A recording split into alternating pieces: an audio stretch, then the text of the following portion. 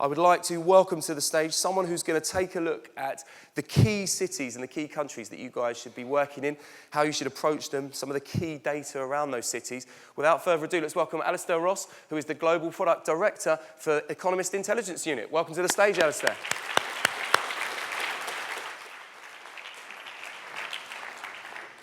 Thank you very much. Thank you, everybody. You've all heard already that you're going to be thinking and working a lot about the detail of your industry and the things that are happening in your specific sector. What I want to do in this first session is really draw back from that. So perhaps this is an opportunity for you to sort of stick your feet out and relax a little bit.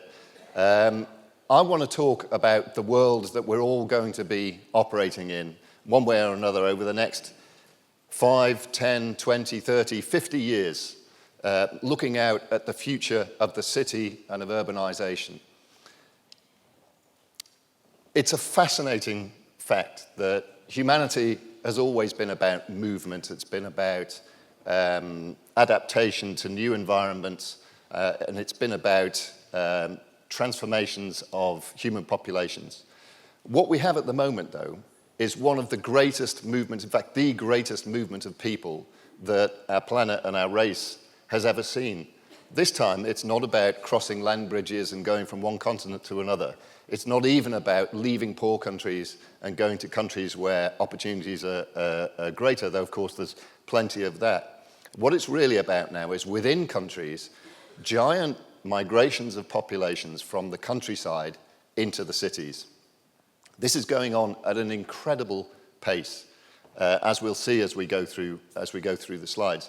Now, there's going to be quite a lot of data up here. I'm an economist, I apologize. There's going to be quite a lot of data on the screen that you're going to be seeing. Don't worry about it too much. Mostly I'll tell you what I think matters. What you're seeing here in this chart really is simply an indication of how urbanization has occurred and accelerated all over the world. And you see in all the regions of the world there, the world itself is the purple line in the middle, pretty steady line right the way from the 1950s up to 2020. And this is movement of people out of the countryside into the cities. But if you look at some of the detail here, look at the European line, which is the dark grey at the bottom there. It starts fairly slowly. There's a dip in the 60s and 70s. And then it takes off at a very, very high pace. You've got this very rapid rate of urbanization. Some of the other interesting lines there, Latin America, very rapid in the first part of this period and then slowing down slightly afterwards. The US starts at a very high level. The US is the urban landscape of our planet, but it continues to accelerate. And you see that as we go out to 2020, nearly 90%, 85% of America's population will be living in urban areas. Now, let me just clarify what an urban area is. It is a city. Mostly I'll be talking about cities, and that is the center of our interest this morning. But in Western terms, it's also large agglomerations of housing, which often doesn't equate to a recognizable entity such as a city. In America, you have urban populations pretty much exclusively. So, when we look at some of the key trends around the world in urbanization, and we look over this 50 years, first 50 years of this century, and we see that about 3 billion people over those 50 years will be absorbed into cities. Now, that's the equivalent today of about half of the world's population. That's the movement we're going to see into cities over the next 40 years or so. This is an interesting point. 600 urban centers around the world generate 60% of global GDP. Now, you might think 600 is quite a big number. You may not. If you look at a map of the world, I'll show you in a second, we'll see a map of German cities, and you'll see how many there are. 600 is a tiny number when you think about the number of urban agglomerations on the planet. But those 600 generate 60% of all of the global GDP. It's an incredible figure. Lots of production everywhere else in the world, but these 600 are responsible for the bulk of it. I just want to dwell a second on the reasons for that, for why cities are such a powerful machine for generating wealth in the world. What cities do is they provide an economy of scale. You think about animals. They start off small and fast, and they get bigger and bigger, like giraffes and elephants and camels, these huge creatures that, because of their size, have tremendous advantages when it comes to the efficiency of turning food into energy. But one thing you'll see in the animal world is as they get bigger, they tend to slow down. It's happening to me. But in the human city, as cities get bigger, they actually speed up. This is the amazing dynamic that you have in cities. Simply put, if you take a city today and you double its size, you will expect it to increase its output by about 115%. So you've got a 15% bonus there in terms of what this city can produce simply by getting bigger. But it's not just that, it's not just the production. You double the size of a city and the resources that it will consume will only go up by about 85%. So you get a 15% saving on what that city is going to spend. So that leap of 30%, that gap of 30%, is the difference in the contribution in terms of wealth and output into the global economy of a growing city. How does this happen? Again, I'm moving away from the slide, but I want to make this point because it's really important. There are lots of ways that cities help us grow more quickly, but the key, the one that we need to focus on most closely, is that it's about bringing people closer together. When you bring people close together, you get more collaboration, you get more innovation, you get ways of doing things that are more efficient, more effective.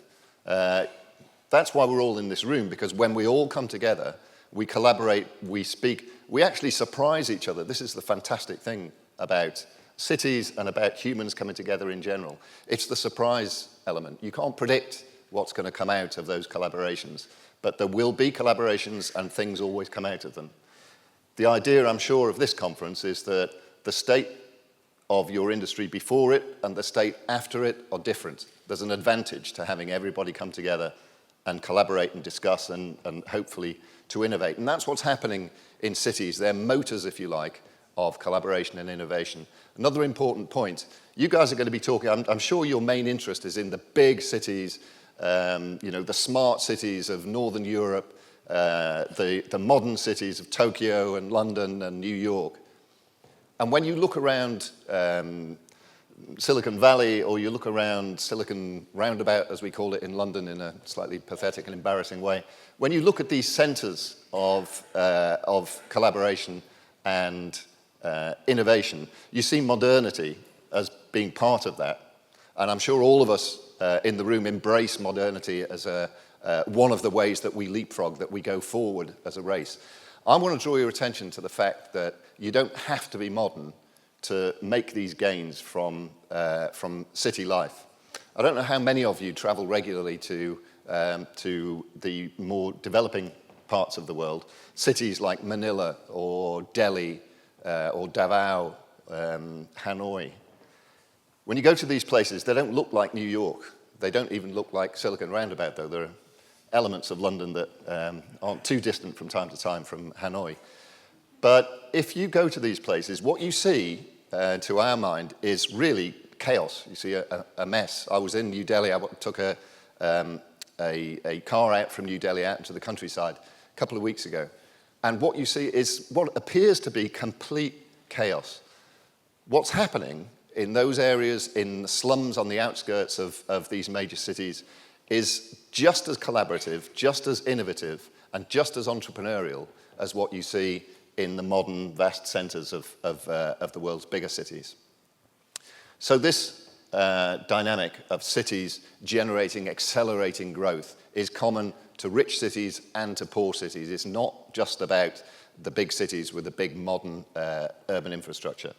I won't dwell any more on this slide because time's counting down. What I do want to tell you, and you won't be surprised to hear, that this tide of urbanization that we're in the middle of and that's going to continue is associated with an increase in wealth. So generally, as I've said, as people move from the countryside to the cities, the city dynamic increases their income.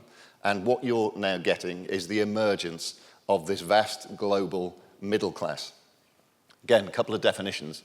I'm probably middle class, but I probably earn 100 times what someone I would consider to be middle class in Nigeria might earn.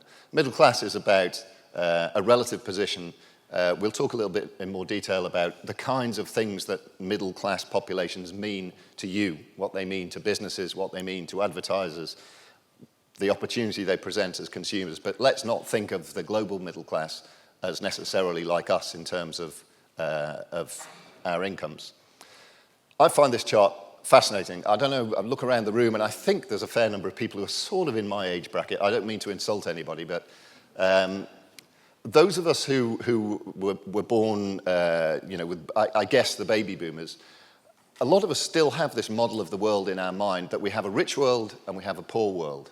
There are poor countries where everybody's poor, and there are rich countries where everybody's rich. Now, I state it like that, and of course all of you can hear how ridiculous that sounds. But somehow this is still the model that we grew up with. And when we look at this chart, I ask you to look at the solid line rather than the bulge, the 1975 line, and you'll see it pretty much fits that model. So you've got this big, almost its own individual bell curve around the $1 income. That's the poor world back in 1975. And then you move along the line and it dips down and then it goes up again. The numbers of people in the higher income bracket have their own bell curve. So you've got this separate population in the world. And I have to say, that's the picture I would have had in my mind up to a few years ago before I started looking at these numbers. The real number for today is in the solid area of the graph there.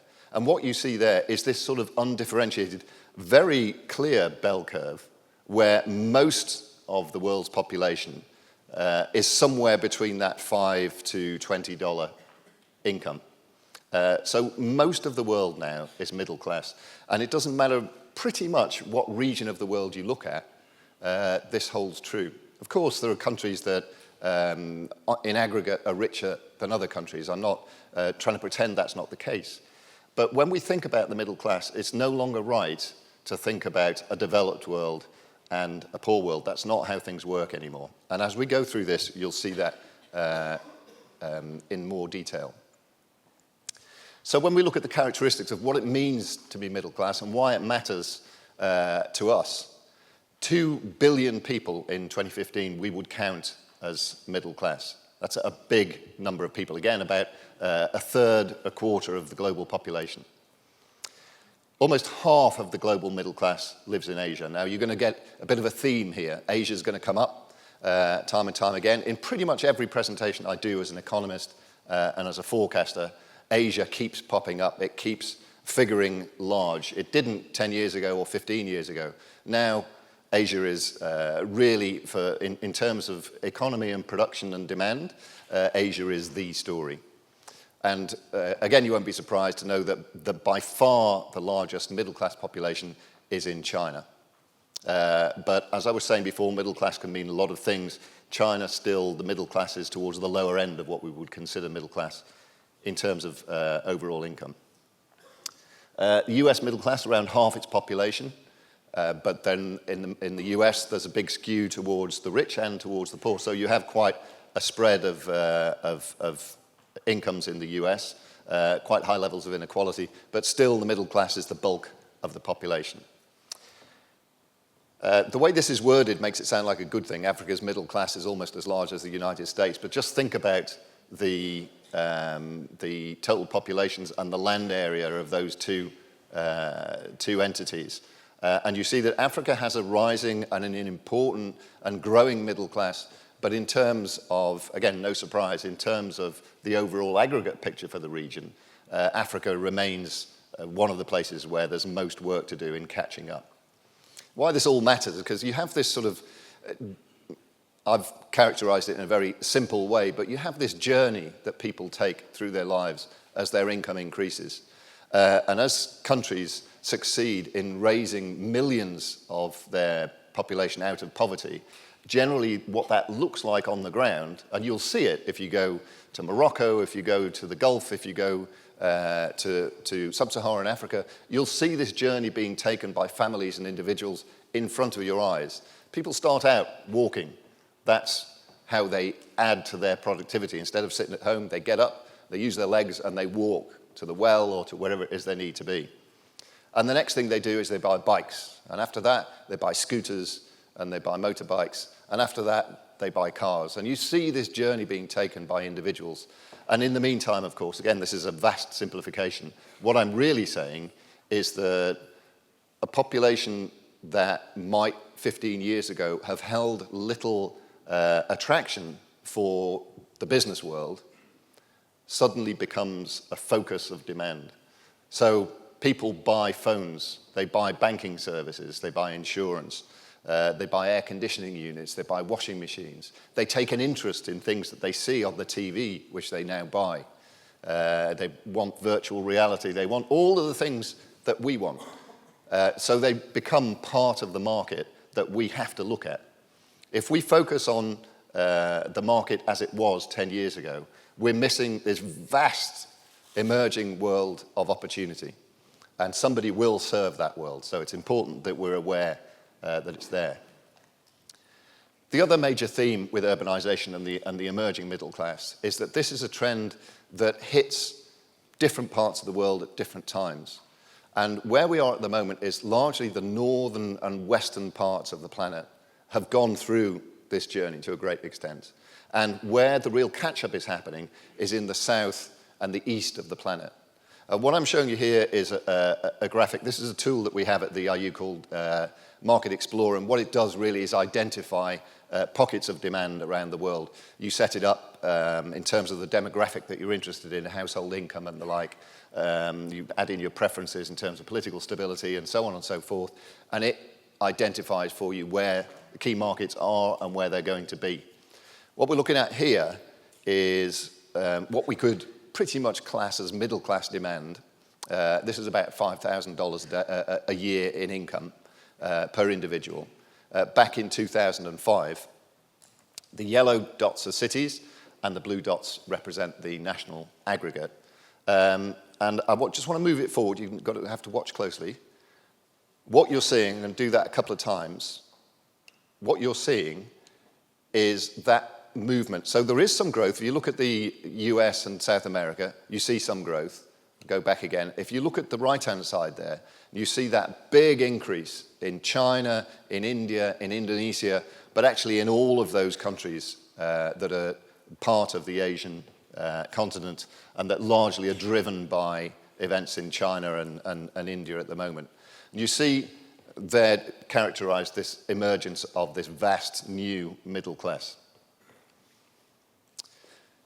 Now, it's important to note that this is a dynamic. It's a trend. Things don't go on forever in the world. And when we step back and we look at the world in aggregate and we look at events over 30, 40, 50 years, we see things that appeared absolute truths turn into history. And things that we just didn't expect to happen emerge in front of our eyes. And I showed you the graph before about that middle class and our sense of the shape of the global population of rich and poor and how that had changed. I want to point out here that the process of urbanization, although in most countries it's still underway, and we saw in their very, very first chart that we expect urbanization to continue as a trend for the next few years, it's actually patchy. When you look into the developed world, the United States, Britain, Germany, much of Western Europe, actually the pattern's more subtle. So you're seeing some cities are still growing at speed, but actually there are quite a lot of cities and more cities that have reached their natural potential and are now shrinking. The reason for that is, first of all, the big constraint on cities. When cities grow, they can go so far and then they stop. And the reason why they stop is because there is a trade-off between getting bigger and using more resources and the ability to distribute those resources effectively. Think of the traffic jams in Sao Paulo or in Rome, indeed. And you get a sense that there are actually limits on how far you can go. But the other big reason why cities change is because industry evolves. The requirements of cities change. So you think of what's happened really in the Western world, the major trend has been away from industry and towards services. and you think of some of the cities around Europe that were built on industry, not just on industry, but on specific industries, steel and coal and basic manufacturing. You start to take those things out of the economy, and the reason for being for those cities begins to disappear. Only two things can happen then. Either the city reinvents itself and takes on a new role, or it shrinks. People leave, the economy can't support the population anymore. Chicago went bust a few years ago. The reason why it went bust was because the amount of tax it could raise from the people who were still living there and earning there was no longer enough to cover the costs of a city that once had been much bigger and much more powerful and much more important. And for that reason, it went bankrupt. It was supported and helped out by the US government. But now Chicago's faced with the problem: how does it resize itself and redesign itself to confront the future? So it's important for me to point out to you that this isn't simply a continuing good news story that goes on forever. That graphic at the bottom there, of that map of Germany, each of those dots is a city. Each of the green ones is growing. Each of the red ones is shrinking. So you can see there's a real shift going on. I mean, there's a lot of nuance in this story of urbanization. Important to note, too, that this will happen in the rest of the world. Unless something big changes, and there's always the possibility of that, maybe we'll finally figure out how to create energy out of next to nothing with nuclear fusion, and all the lids will be off economic growth and everything will suddenly change. But assuming that doesn't happen, and assuming we continue in a dynamic more or less where we are now, it's pretty much certain that this age of urbanization, this age of growth that we're seeing, will come to an end. Already, as I've said, we see this as being a bit of a problem in the Western world, but we're seeing that it's likely, for example, that in China, the population, the total national population of China will start to fall from 2050. And over that period, there will be a big trade-off in China between an aging population and urbanization. So there will be people coming in from the country, and we'll see that in a little more detail in a second. This movement of people from the countryside to the cities in China still has a long way to go. But as the people are moving in and bringing productivity with them and adding to that accelerator effect that the major Chinese cities are experiencing, we're also seeing that the population already in those cities is aging. And the one-child policy, which has just been removed in China, will still have an impact on the cohort of the population moving through time over the next 50 years or so. So in 50 years' time, I mean, China's already looking at its demographic challenges. In 50 years' time, those demographic challenges will be much more serious. So we have, if you like, this window of opportunity, 30, 40, 50 years, where we can operate in this world where half of the world is presenting us with this emerging center and focus of demand. I just wanted to show you this because I think it's interesting. It's very, as an economist, we look at way too many numbers. And it's very easy to look at a simple set of numbers, to draw a message from them and say, okay, that's the way it is. But when we look across different variables, we look at the world through different perspectives, we get very different pictures. So I want to look at the world, we're stepping out now to 2025, so about 10 years hence. And we look at per capita GDP, and I'm sure you all know what that is. It's basically the amount of production for an area divided by the number of people who live there. So it's a basic measure, really, of wealth. And we see here that the ranking, the top 10 cities in the world in terms of per capita GDP by 2025 will be these: Oslo, Doha, Bergen, Macau, Trondheim, Bridgeport, and then we're into China. We got Hwaseong, Asan, Yosu, but we've got San Jose. So there's quite a mix there. You've got quite a lot of Scandinavians, which you would expect. You've got some very small places like Macau that have a particular dynamic that explains the wealth there. And then you've got some emerging cities as well. If we look on a different measure, now we look at how fast that GDP is growing. So who's getting bigger? Who's getting fatter the quickest? Now we see a very different picture. We've got Shanghai. These are major megacities. We've got Shanghai, Beijing, New York, Tianjin, Chongqing, Shenzhen. This is very largely a Chinese list. So in terms of where the high growth is, we're looking largely at China. Look at another measure. Children. Who's got the biggest proportion of youth in their population? A very important measure. This can be a good thing or it can be a bad thing. I've got 3 kids and it's been totally good, I have to say. But my city is not on the list, so my 3 don't count. Anyway, it can be a good thing because, of course, a youthful population is fantastically dynamic. If you want to set up a business and you need open-minded, enthusiastic people, generally it's going to be that bulge of young people who you're going to be bringing in. It gives the country a fantastic opportunity when there is when they have a large youthful population. Of course, it becomes a problem when that country can't satisfy the requirements of those young people. And we've seen how that can blow up in the Arab Spring and in any other number of conflicts that we've seen around the world. But generally, it should be seen as a good thing. When you look at the cities that have promise because they have youthful populations, again, the list completely different. Kinshasa, Karachi, Dhaka, Mumbai, Kolkata, Lagos, Delhi, largely the emerging world.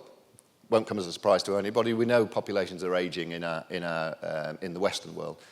But this is an emerging world list, and you compare it to the first list and the second list, completely different depending on what you're measuring. Now we look at households above 20,000, incomes above $20,000 a year. And again, the list changes. These probably would be the places that you would think about going if you've got a production facility, you make cars or you make washing machines. These are the places where the big new opportunity is going to be. Tokyo, Shanghai, Beijing, Sao Paulo. This is a real mixed list. Chongqing, New York, London, Mumbai. So it all depends on what you're measuring. Let me move on. I just want to go through this one quickly because I think China's the most important. You don't need me to tell you this. This is where all of the opportunity is building at the moment. Some question marks over how long China can keep it going. I'm relatively optimistic, but there are reasons for concern. But for the moment, China is doing this extraordinary job of lifting its population, a big population, out of poverty. So it's adding a new Belgium to the global economy every year or couple of years, which is an extraordinary thought.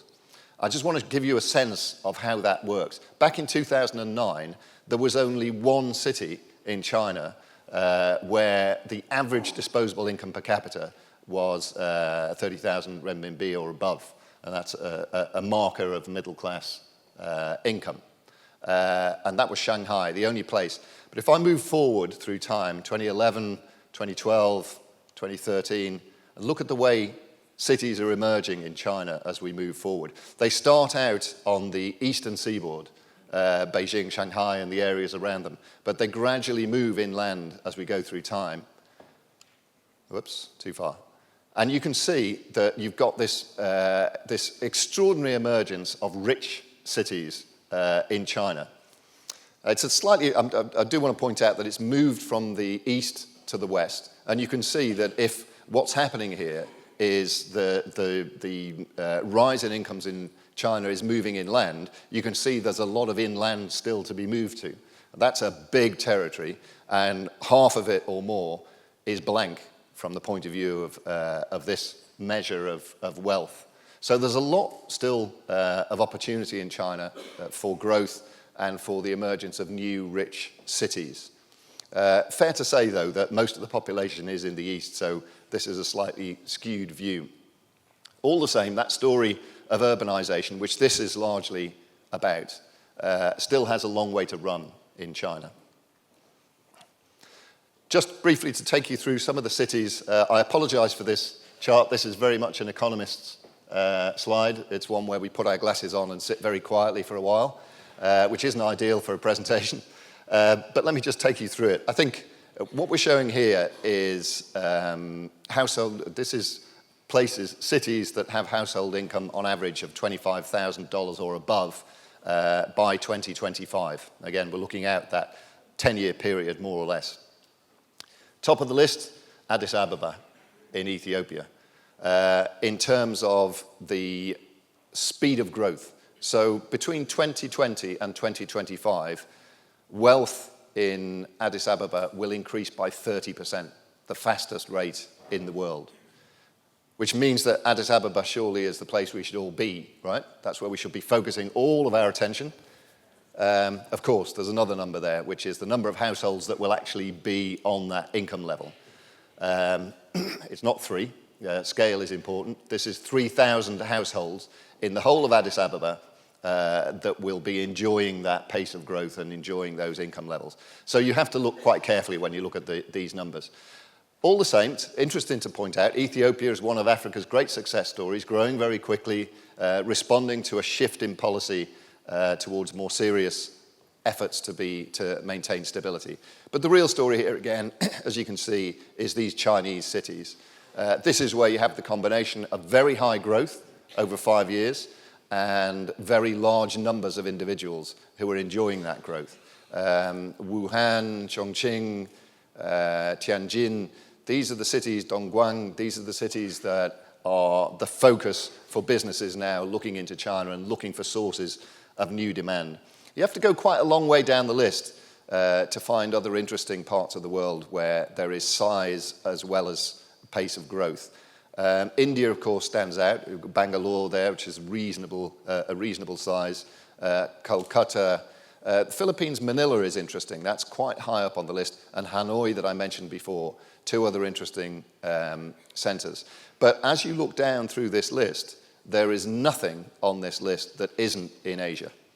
So where wealth is emerging in the world at the highest pace is Asia. If that's one thing to take away from here, it's that you need to be thinking about how you take advantage of the opportunities that will be emerging over our lifetimes in Asia. Very briefly, last 2 slides now. I wanted to do a couple of things. First one is to just briefly mention, if everybody's moving to the cities and the cities are so good and everything grows so quickly in the cities, what on earth happens to those poor few people who are still stuck back in the countryside? Actually, for once, this is a fairly positive story. So fast growth in urban economies tends to speed up growth in rural economies too.